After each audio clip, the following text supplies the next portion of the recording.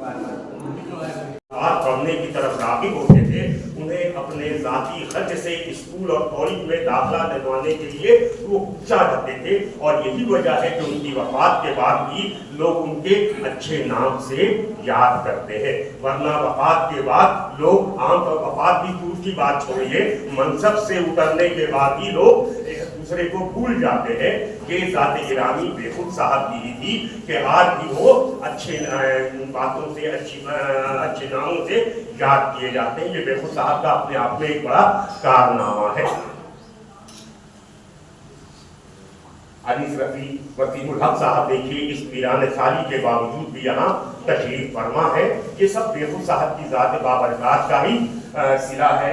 जमाल अगर जमाल साहब इत्तफाक से देखिए जितने लोग स्टेज पर बैठे हुए हैं उन्होंने 70 साल के लपेटे में वो लोग आ चुके हैं और अभी भी ये एक्टिव है। ये हमारे लिए बड़ी खुशकिस्मती की बात है, खुशकिस्मती की भी जाने की इफ्तिखार की बात है। डॉक्टर इफ्तिखार साहब, ये इफ्तिखार की बात है कि ये लोग हमारे सर पर साये की तरह दस्त चप्पत जिसे हम लोग कहते हैं, छतनावर दरख्त की तरह ये लोग हमारे दरमियान मौजूद है।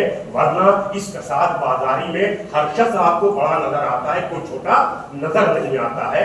तो लेकिन ऐसी सूरत में ये प्रोफेसर मंसूर आलम साहब को ये पूरा ये जाता है कि उन्होंने कितने सारे गौहरे आबदार को यहाँ जमा कर दिया है, जो आसान बात नहीं है कि इतनी इतनी दूर से लोग।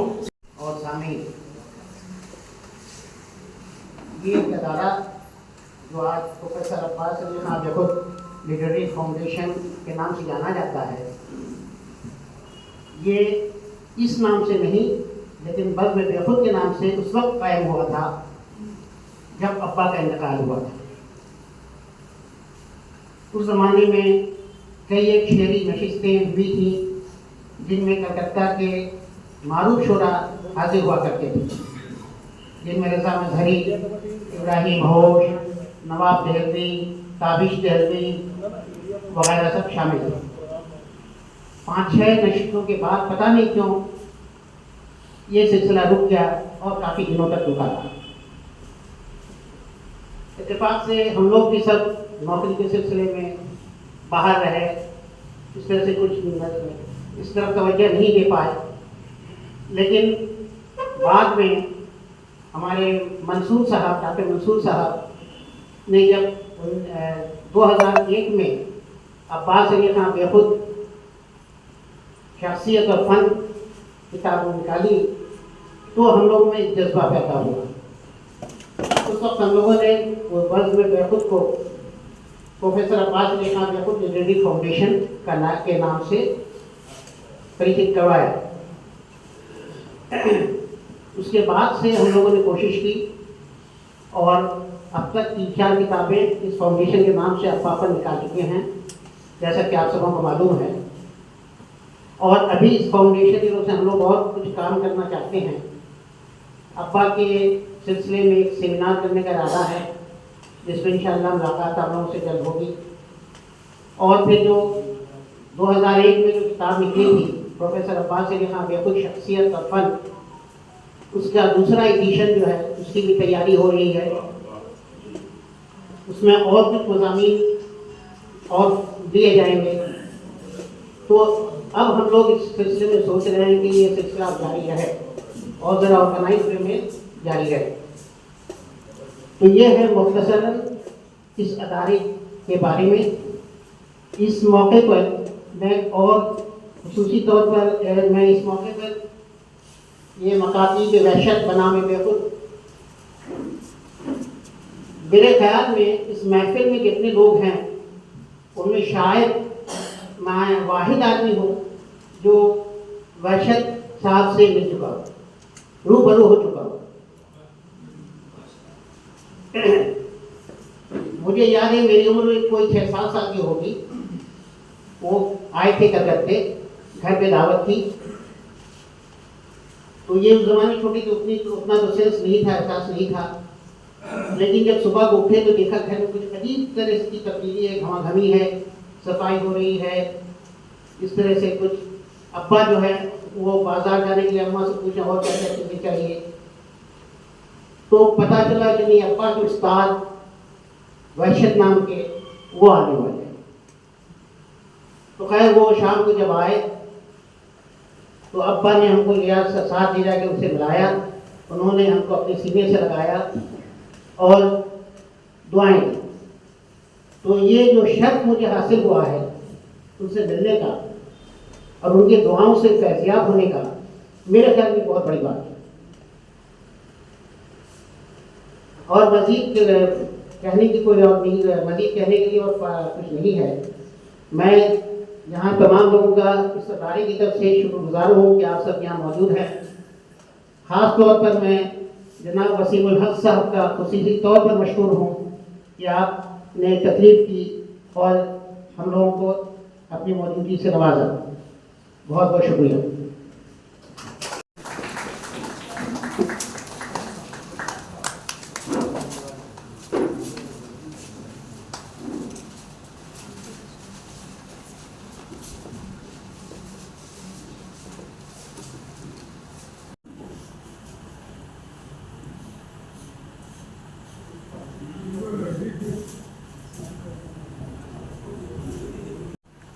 جناب انیس رفیع صاحب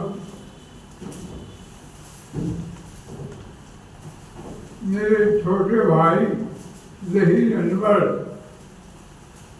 جناب جمال صاحب ناظم ترشا شاہ نواز شبلی اور اسٹیج پہ بیٹھے ہوئے دوسرے معزز حضرات اور قارئین کرام، یہ میرے لیے بڑی سعادت کی بات ہے کہ اس جلسے کا اہتمام کرنے والوں نے مجھے اس قابل سمجھا کہ میں اس کتاب کا اجرا کر لوں۔ چنانچہ مجھے کتاب کا اجرا کرتے وقت بے حد خوشی محسوس ہوئی اور میں مؤلف ڈاکٹر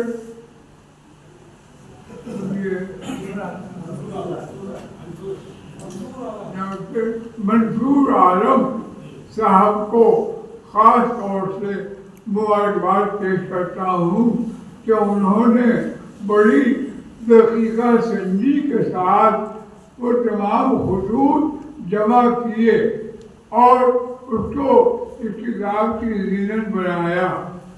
یہ خطوط مشہور شاعر رضا علی وحشت نے جو اپنے چہیتے شاگرد عباس علی خان بے خود کو لکھے تھے ڈھاکہ سے، وہ اس کتاب میں موجود ہیں۔ قارئین اس کتاب کو خریدیں اور جو مکتوبات ہیں ان سے استفادہ کریں۔ تقسیم وطن سے پہلے جناب رضا علی وحشت اسلامیہ کالج میں اردو کے شعبہ کے سربراہ تھے اور ان کے چہیتے شاگردوں میں جناب عباس علی خان بے خود تھے، جو بعد میں خود بھی اسلامیہ کالج کے پروفیسر مقرر ہوئے۔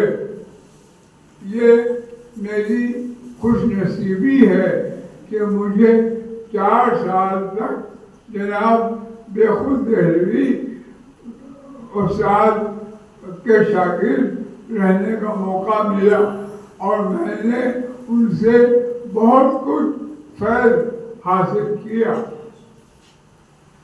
تقسیم وطن کے وقت موسیقی اور تخیل موجود ہے، وہ ایک اپنے میں ایک خاصی کی چیز ہے۔ وہ ایک قادر الکلام شاعر تھے، سکہ بند راج الوقت شاعر تھے اور ان کی عظمت اور ان کی مقبولیت کو دیکھتے ہوئے انہیں غالب دورہ کا خطاب دیا گیا تھا۔ آج تقسیم وطن کے بعد انہوں نے مشرقی پاکستان جانا پسند کیا، چنانچہ وہ 1947 کے بعد کلکتہ سے ڈھاکہ منتقل ہو گئے اور ڈھاکہ یونیورسٹی میں اردو کے شعبے سے منسلک ہو گئے۔ میں نے وحشت کو سرسری طور سے پڑھا ہے، لیکن جو بھی پڑھا ہے اس سے بہت محظوظ اور لطف اندوز ہوا ہوں۔ اس وقت بھی ذہن میں ان کی ایک غزل کے دو شعر کل بلا رہے ہیں، جسے میں آپ کے ساتھ شیئر کرنا چاہتا ہوں۔ ایک شعر ہے ان کی غزل کا: جذبہ دل کے بارے میں ایک مشورہ تم سے لیتا ہوں، اس وقت مجھے کیا لازم ہے جب تم پہ میرا دل آ جائے۔ اسی غزل کا ایک شعر ہے بہت عمدہ: اے برکت اللہ، تو نے بھی کیا مجھ کو موسیٰ سمجھا ہے؟ میں دور نہیں جو جل جاؤں جب چاہے مقابل آ جائے۔ اسی غزل کا ایک مصرع یاد رہا، مصرع ثانی: منزل کی طرف دو گام چلوں اور سامنے منزل آ جائے۔ تو رضا علی وحشت صاحب اگرچہ کلکتہ سے ڈھاکہ منتقل ہو گئے، استادی مکرم محتشم ڈاکٹر منصور عالم صاحب کو ان کی کتاب پر انہیں مبارکباد پیش کرتا ہوں۔ سلام عقیدت ہے سر، سلام محبت اور مبارکت قبول فرمائے۔ اللہ تعالیٰ آپ کے بازو میں اتنی طاقت دے، آپ کے قلم میں اتنی طاقت دے کہ آپ مزید روانی کے ساتھ لکھ پڑھ سکیں۔ استاد کو ہم نے بہت قریب سے دیکھا ہے، انہوں نے مولانا 10 کالج میں پڑھایا، اس لائق بنایا کہ کچھ بول سکوں، کئی اسفار کیے سر کے ساتھ۔ سر کی جو جستجو ہے، جو تلاش کرنے کا ڈھنگ ہے، جو ریسرچ کا طریقہ ہے، جو تحقیق کا انداز ہے، وہ میں اس کا مشاہد رہا ہوں۔ میں نے انہیں بہت غور سے دیکھا ہے۔ تمام دنیا مافیہ سے بےخبر اپنے کاموں میں لگ جاتے ہیں، جہاں کہیں بھی جاتے ہیں علم کی تلاش ہوتی ہے، ایک پرجا جو ہے ان کے پاس ہوتا ہے، اس پر کھٹا قلم چلتا رہتا ہے، حتیٰ کہ بس میں بیٹھیں اور ٹرین کے سفر میں علی گڑھ ہو، حیدرآباد ہو، جامعہ ہو، کشمیر ہو، دلی یونیورسٹی ہو، بہت سارے اسباب دیے میں نے سب کے ساتھ، اور ان کا دیکھا کہ وہی دیوانگی، فلاں کو ڈھونڈ رہے ہیں، کلیان سنگھ عاشق کو ڈھونڈ رہے ہیں، فلاں کو ڈھونڈ رہے ہیں، چلا کو ڈھونڈ رہے ہیں، میں نے اس حد تک دیوانگی کی حد تک ان کا پڑھنا لکھنا ہے، اور یہ بہت کم لوگوں کے حصے میں آتا ہے۔ ان سعادت بزور بازو نیز کان بخشت خدائے بخشن میں۔ تو انہوں نے جو مکاتیب وحشت کو جمع کیا ہے اور جمع آوری کے بعد جو ہمارے سامنے پیش کیا ہے، اس میں استاد کے مقدمے کو پڑھیے، انہوں نے دل نچوڑ کر کے رکھا ہے، اور ایک ایک باتوں کو انہوں نے جو باتیں ضروری تھیں اس کی وضاحت فرمائی۔ میں ایک واقعہ چھوٹا سا نقل کروں، بہت سارے لوگ بولنے کو بیٹھے ہیں گٹوت صاحب کے حوالے سے اور علامہ رضا علی وحشت صاحب کے حوالے سے۔ آگرہ جانا ہوا، فیضی کا محل دیکھا، استاد نے کہا کہ یہ کیا ہے، یہ چھوٹے چھوٹے تاپچے کیوں بنے ہوئے ہیں؟ کسی گائیڈ نے کہا کہ یہاں جو ہے سو ابو الفضل علامی اور فیضی دونوں کبوتروں کو جو ہے مکتوب لے جانے کی ٹریننگ دیا کرتا تھا۔ اب استاد کی سمجھ میں یہ بات کتنی حد تک آئی مجھے نہیں پتا، یہ جھٹ سے اندر چلے گئے، کہا کیسے دیتا تھا بتاؤ، خط کیسے بھیجتا تھا بتاؤ، اور اس کے بعد استاد بغیر اس گائیڈ کے پیچھے ایک ایک چیز معلومات کی کہ کیسے اس میں کبوتر داخل ہوتا تھا، کیسے خط لے کر کے جاتا تھا، کیسے پہنچاتا تھا، کیا کیا پڑھائی ہوتی تھی اس کی، تمام چیزیں انہوں نے کاغذ پر نوٹ کر لیا. یہ ان کی تحقیق کا معاملہ ہے اور جستجو کا معاملہ ہے. میں عرض کرتا چلوں کہ استاد نے جو خطوط جمع کیے ہیں یہ بہت بڑا کام ہے.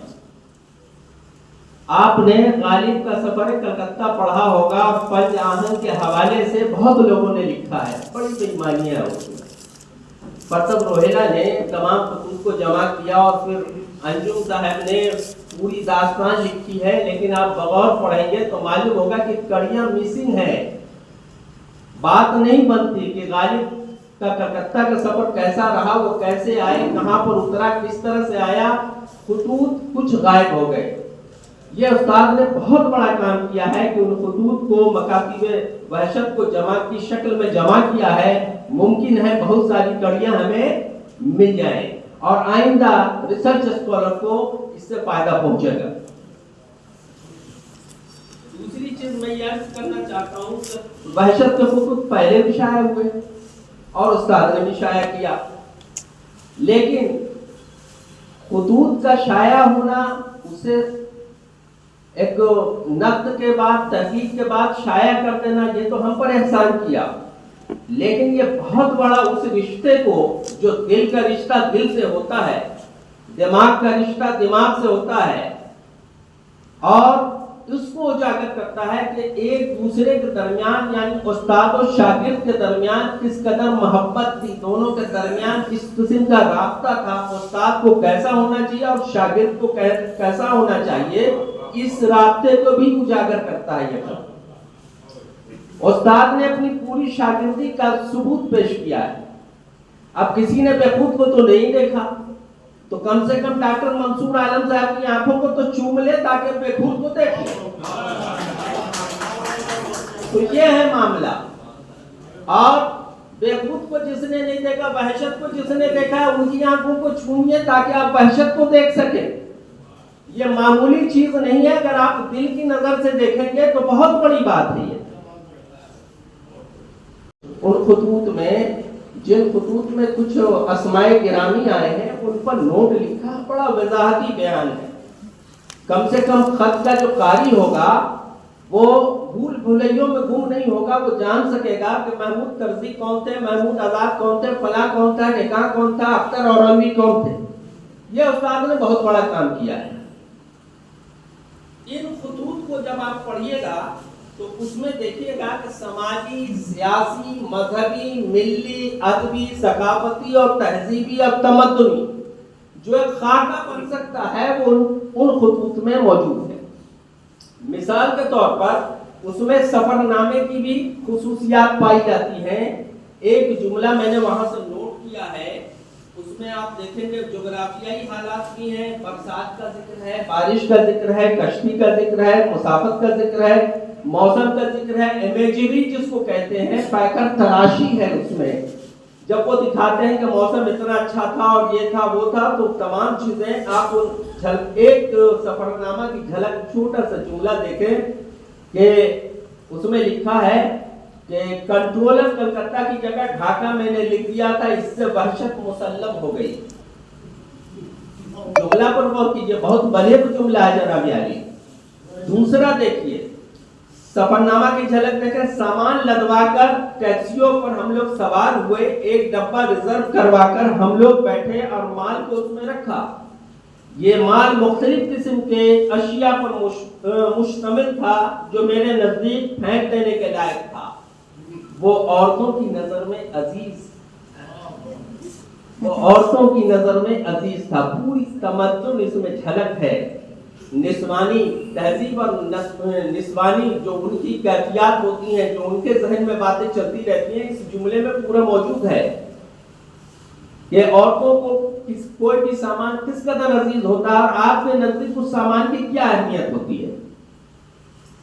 یہ تمام جھلک آپ دیکھیے. اور خطوط پڑھیں گے آپ اس میں تو برسات، سیلاب، ادبی حالات، پینشن کی حصولیابی، बीमारी, यूनानी दवाओं के नाम और बहुत सारी, और एक सियासी चीज की है, लियाकत अली खान और नेहरू के दरमियान जो गुफ्तगू हो रही थी वीजा के सिलसिले में, उसका भी जिक्र इन्होंने हल्का किया है। उस्ताद की तमाम काबिशों को सलाम और उस्ताद की सलामती के लिए दुआएं। मैं एक बात अर्ज करूं, अभी मैं वहाँ बैठा था, हमारे general secretary Iran society Khawaja Javed Yousuf sahab ने फरमाया कि अल्लामा रज़ा अली वहशत और बेखुद दोनों इस अंजुमन यानी अंजुमन ईरान के मिंबरान में थे और हमेशा आते रहे इस अंजुमन में। ढाका जाने के बाद जब अल्लामा रज़ा अली वहशत साहब को खत लिखा गया कि आपके मेंबरशिप जो है तो ये बकाया है, तो उन्होंने बेखुद साहब को लिखा कि आप फौरन मेरी तरफ से अदा कर दें। तो ये बहुत बड़ा एजाज था ईरान सोसाइटी का कि ऐसे कद्दावर लोग इस अंजुमन के मेंबरान रहे। मैं ज़्यादा गुफ्तगू नहीं करूँगा, बहुत सारे लोग बैठे हैं जिन्होंने अल्लामा रज़ा अली वहशत को देखा था और जिन्होंने बेखुद साहब को देखा है। इनके हवाले से गुफ्तगू इन लोगों से सुनिए तो मुमकिन है कि और तमाम गोशे आपके सामने खुल सकें। मैं उस्ताद को एक बार फिर दिली गहराई से, दिल की अथाह गहराई से मुबारकबाद पेश करता हूँ और सलामती की दुआ करता हूँ। खुदा हाफ़िज़। जिनसे हमारी हमेशा मुलाकात रही, बल्कि मेरी पहली किताब की इजरा में वो मौजूद थे। बाकी तमाम लोग हमारे अजीज़, आज इतनी अच्छी अच्छी बातें हो गई हैं, अब मैं सोच रहा हूँ कि मैं क्या करूँ, कौन मेरा इंतजार करता, कोई नहीं करता। लेकिन इस किताब को आज मैंने पढ़ने की कोशिश की और किताब पर तो बात होनी चाहिए, किताब पर बात बहुत कम हुई है। और दो तीन बातें इस किताब के पर कहने से पहले मैं ये कहूँगा कि इफ्तिखार साहब ने वाकई इशारे में एक ऐसी बात कही थी जिसको हमारे तनवीर साहब ने ऐद किया और कहा कि इस खत में, मकतूब निगारी में समाजी, सियासी, अदबी, तहजीबी और बहुत सारी चीज़ें सामने आ जाती हैं। तो ये आप समझ लीजिए कि मकतूब निगारी कितनी अहम चीज़ है। और मकतूब निगारी हमारी ज़बान में भी अभी से नहीं, एक ज़माने से, मीर के ज़माने में रासिफ अजीम आबादी एक शायर हुआ करते थे जो मीर के शागिर्दों में से थे। उनके खुतूत का मजमुआ भी शायर हो चुका। अब आप समझ गए 18वीं और 19वीं सदी से कहाँ से चला आ रहा है।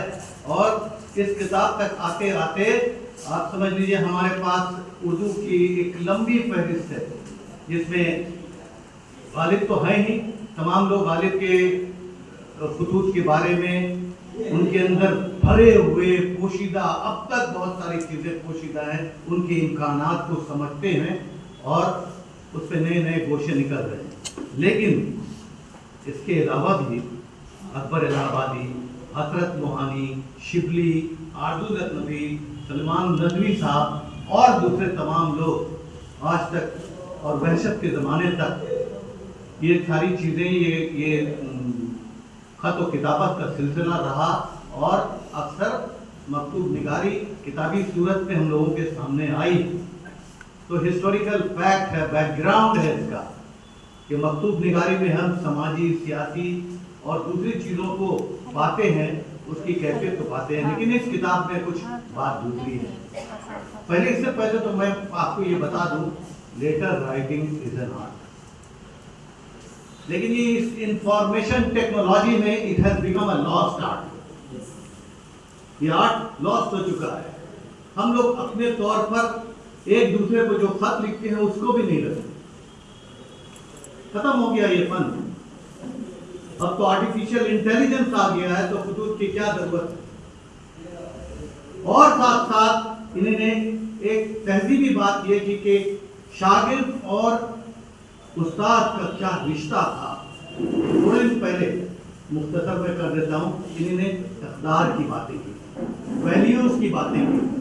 वो ज़माना जो उस्ताद और शागिर्द एक दूसरे से कैसे बिहेव करता था, एक दूसरे पर कैसे एतमाद करते थे, ایک دوسرے پر کیسے ان کا یقین کامل ہوتا تھا، یہ کتاب اس بات کی دلیل بن جائے گی. آپ دیکھیے تو کہنے کا مطلب یہ ہے کہ یہ بہت اچھی بات ہوئی اس کتاب کے سلسلے میں کہ اگر ان کی دیگر تحریروں کو یا وحشت، حضرت وحشت علامہ وحشت صاحب کے خطوط کے ساتھ محترم بیخود صاحب کے خطوط کو بھی تراش کر کے یکجا کر کے شامل کر دیا جاتا تو بات بہت آگے بڑھ جاتی. لیکن میں آپ کو یہ بھی بتاتا چلوں کہ اس کتاب میں ایک نہیں دو کردار ابھرتے ہیں. ایک تو خود لکھنے والے کا کردار، لیکن ان کی تحریر کے حوالے سے ان کے اندر دفن بہت ساری چیزیں ایسی باہر آئی ہیں، اس سے ایک کردار کے خیولہ ابھرتا ہے، وہ محترم جناب بیخود صاحب. میں بیخود صاحب کا شاگرد نہیں رہا، اگر رہتا تو شاید کچھ اور سیکھتا، لیکن بیخود صاحب کو دیکھنے کا موقع ملا، بیخود صاحب کو پڑھنے کا موقع ملا، بیخود صاحب کے آخری سفر میں جانے کا بھی موقع ملا. وہاں ہمارے رؤف صاحب، پروفیسر رؤف صاحب رہا کرتے تھے، ان کے یہاں میں جاتا تھا، لہذا اس حوالے سے میں ان کو بھی بہت اچھی طرح جانتا تھا. اور ان کے تمام شاگردوں سے جو عمر میں ہم سے بڑے بھی تھوڑے تھے، جیسے کمال صاحب، آج یہاں دیکھ کر ان کو کتنی خوشی بہت تمانیت محسوس ہو رہی ہو، میں اللہ ان کو سلامت رکھے. اور ان جیسے اور کتنے لوگوں سے میں نے سنا کہ غالب کو وہ کیسے پڑھاتے، غالب کے اشعار کو کس طرح تشریح کرتے تھے. وہ لوگ اپنے ذہن میں کچھ نہ کچھ گوشہ لیے چلتے. یہاں پر بھی وحشت صاحب کا جو کردار پورے خطوط کے سلسلے میں ابھر آتا ہے وہ شاعری سے بالکل الگ ہے. اس خط کا، یہ جو کتاب آئی ہے، اس خط کا حامل حسن و ملال کا ہے، اس خط کا حامل المیہ ہے. اس خط کا ان تمام خطوط کے اندر جو باتیں ہیں وہ زیادہ تر داخلیت پر مبنی ہے، پریشان حالی پر مبنی ہے، یاسیت پر مبنی ہے. آپ اس کو دیکھیے پڑھ کے، تمام خطوط میں کہیں پینشن کا سلسلہ ہے، کہیں اپنے ذاتی تصرف کا سلسلہ ہے، کہیں خطوط کے سلسلے ہیں، کہیں روپیہ بھیجنے کی مانگتے تھے غالب بھی، لیکن وہ شوخی، وہ انداز بیاں، وہ کچھ الگ کی بات تھی. لیکن یہاں بھی مانگنے میں جو ایک کسب پرسی کا عالم ہے وہ بھی قابل دید ہے. تو اس صورت میں آپ یہ دیکھیں کہ آدمی کھل کیسے رہا. ایک ایسا کردار ابھرتا ہے، ایک ایسا کردار ابھرتا ہے جس کے کاندھے پر سر رکھ کر آپ رو سکتے ہیں. وہ کردار ہے پروفیسر عباس علی خان بیخود.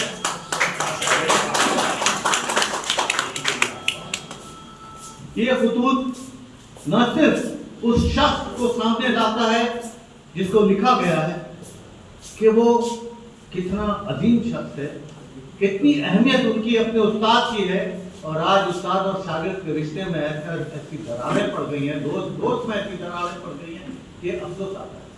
وہ قدریں کہاں کھو گئی جن میں ایسے لوگ جنما کرتے تھے.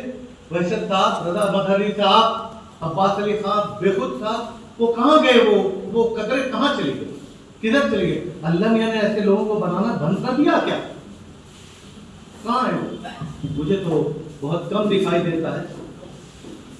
اور اس کتاب کو لکھنے میں بڑی محنت لگی ہوگی، اور اپنی محنت سے ڈاکٹر منصور عالم صاحب نے ایک مارکہ سر کیا ہے.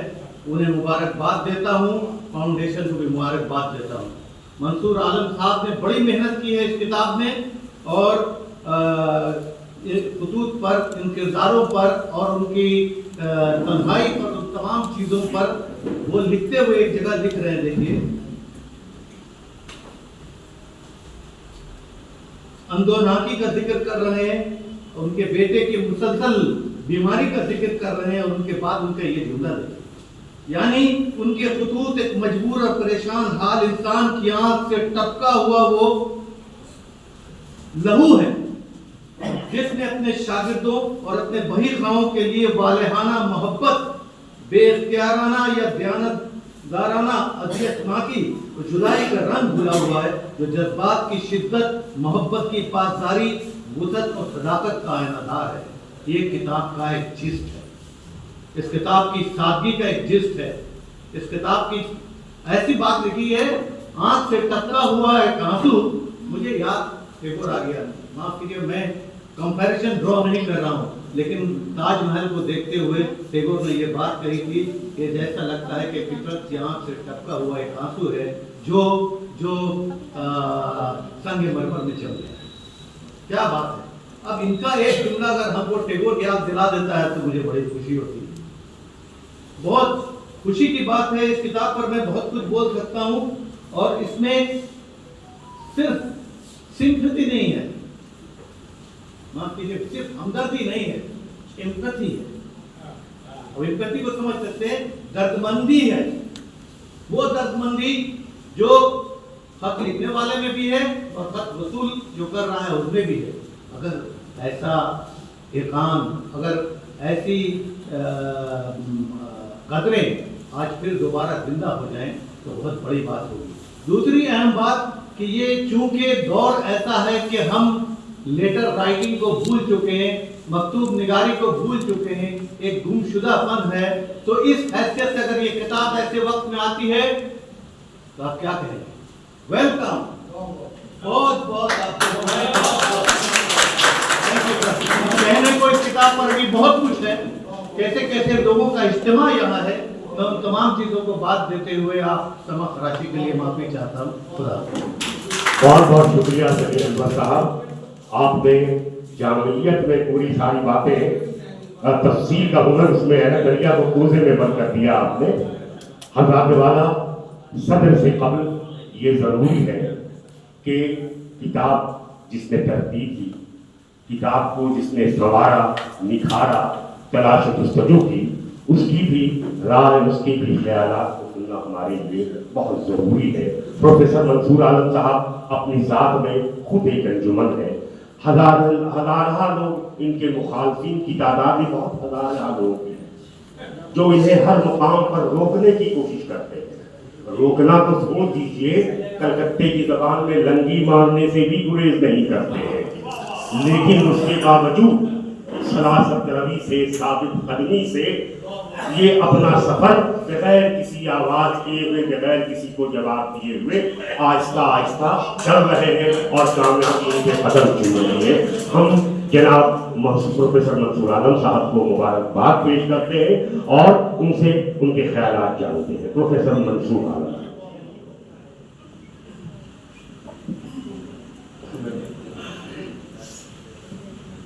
तमाम तारीफें सिर्फ और सिर्फ अल्लाह सुब्हानहू व तआला की। इसके बाद मैं जिस शख्स की सबसे ज़्यादा तारीफ करना चाहूँगा वो है फिसराने प्रोफेसर अब्बास साहब खातिर खुद, जिन्होंने मुझे तौफीक अता की, मुझे ये हौसला दिया कि मैं उनके वाले मोहतरम के साथ इस किस्म के हवाले से किताबें लिख सकूँ। आखिर बेखुद सफ़र में क्यों कर रहा हूँ काम, इसका एक बैकग्राउंड है। इसको जानने के लिए कम से कम मेरे सुन नहीं जानती। लोग समझते हैं बेखुद साहब उर्दू प्रोफेसर थे, असल में बेखुद साहब बुनियाद और फारसी का नहीं थे, फारसी में ऑनर्स, फारसी में एमए और फारसी में ही उन्होंने फिर शुरू काम किया। लेकिन चूंकि उस ज़माने में मुलाजमत का ये मामला था कि मौलाना इस्लामिया कॉलेज से एक ही जगह खाली हुई थी उर्दू की, इसे उन्हें दोबारा उर्दू में एमए करना पड़ा। जैसे बेखुद साहब फारसी में पहले एमए हुए, बाद में उर्दू में। इस महफिल का मकसद मेरा इसे नहीं था, इस किताब की रुनमाई का मकसद मेरा नहीं था। मेरा अव्वल मकसद ये था कि मैं बेखुद साहब को तमाम शायरों जो अदाकार हैं एक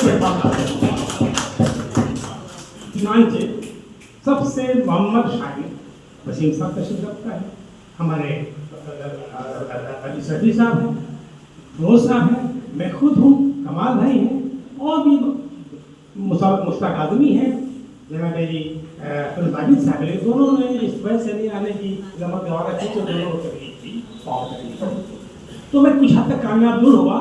कुछ चंद लोगों ने ही बेखुद साहब को तमाम शागिर्दों का आपके सामने लाकर खड़ा कर दिया जिन्होंने उससे तालीम हासिल की। अब देखो सर कैसे पढ़ाते थे कैसे नहीं पढ़ाते, बहुत बड़ा मसला है। तो दूसरी बात साहब तो ये है कि ये मैं फांसी में कैसे आ गया। असल में प्रोफेसर जावेद नहान साहब ने मोहसिन कॉलेज, बड़े भाई, मैं दोस्त तो नहीं कह सकता, मेरी उम्र में बड़े हैं, मेरे बड़े भाई हैं डॉक्टर मंसूर आलम, और सफ़र वदर में भी उनका साथ रहा है और अभी कदम कदम पर उनका साथ है। तो हमेशा मशवरों से नवाजते रहते हैं, मशवरा तलब भी करते हैं, मशवरा देते भी रहते हैं। और ये काम उन्होंने जो किया है इसकी बड़ी अहमियत है। अभी अभी हमारे कलीम आदिब साहब फरमा रहे थे कि अगर इसके हवाले से मकातिब बहशत जो बनामे में खुद है, हमारी जो तहकीकी, हमारा जो तहकीकी सफ़र है इसमें बड़ा मुआविन और मददगार साबित हो सकती है ये किताब। कई बातें सामने आई हैं तो और इख्तिसार की भी यहाँ गुजारिश की गई है। मंसूर साहब के हवाले से एक बात मैं कहूँगा कि बहुत कम ऐसे अहले कलम हैं जिनको ये शरफ हासिल है कि वो अपने असलाफ को याद रखें और जिंदा करें। इन्होंने अपने असलाफ को सिर्फ याद नहीं किया है, जिंदा किया है। मैं आपको बताऊं, इन्होंने सबसे पहला काम जो किया था महाराजा कल्याण सिंह पर, लोग नहीं जानते इनको, इन पर उनकी थीसिस है, इनको पीएचडी मिली महाराजा कल्याण सिंह पर। उसके बाद इन्होंने तवातुर के साथ, तसलसल के साथ बंगाल की जो अजीब शख्सियतें हैं उन पर काम करना शुरू कर दिया। और आज जो आप देख रहे हैं मकातिब बहशत, उसकी एक कड़ी है, उसके खबर वो लिख चुके हैं बेखुद शख्सियत और फन। उसके बाद अल्लामा बेखुद की वो नस्री खिदमत, ये सारी चीज़ें। उसके अलावा उन्होंने नवाब अब्दुल लतीफ़ पर काम किया, बदरुद्दुजा पर काम किया, अबुल कलाम आज़ाद पे काम किया, डॉक्टर मुल्ला जान, हाँ मुल्ला जान पर उनकी किताब आ रही। कितने लोगों को इन्होंने काम किया। और शादी का एक शेर है इसी मौजू पे, नामे नीके रफ्तगन ज़ोये मकून, मैं समझता हूँ कि इस पर अमल पैरा है। नामे नीके रफ्तगन ज़ोये मकून ताब मौनद नाम नीका बरकरार, ताब मौनद नाम नीका बरकरार। यानी कि ये शादी जो है अल्लामा मंसूर से यहाँ खातिब है वो वाकई अल्लामा हमारे डॉक्टर सुभान साहब थे, हमारे उस्ताद। तो मंसूर आलम ने बोला अल्लामा कहाँ है, अल्लामा बुलाते थे। तो ये वाकई ये अल्लामा है वक्त के, और ये बहुत बड़ा काम कर रहे हैं, इसके लिए मुबारकबाद के मुस्तहक है। और दूसरी बात मैं कहूँगा कि आमतौर पर जो वारिसीन होते हैं हर मौके पर अपने बुजुर्गों को याद किया करते हैं। और आज के वारिसीन इल्म की बात मुझसे न कीजिए, हाँ पैसा कौड़ी की बात कीजिएगा तो कहाँ अब्बा का कितना अकाउंट है वो जरूर जानते हैं।